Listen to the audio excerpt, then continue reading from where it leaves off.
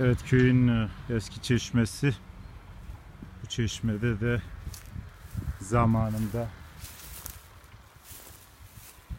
az kişi su götürmemiştir herhalde. Şöyle çekelim.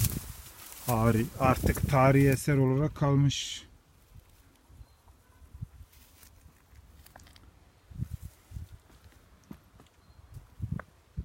Evet, köy kimse olmamasına rağmen arılar bayağı yoğun bir şekilde, sık böyle. Evet, eski evler. Köy tamamen ot olmuş.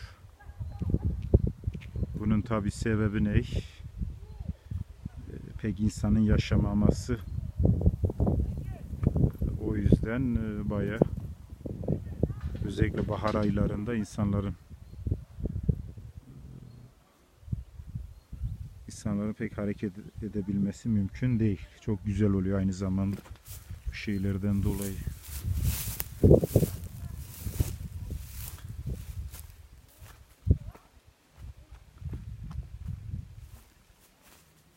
Evet, bu videoyu çekme sebebimiz köyümüze ilişkin bir kaydın, arşivin olması. Özellikle tarlalardan buraya kadar çektim. Şöyle narları da gösterelim. Narlar da çok güzel olmuş.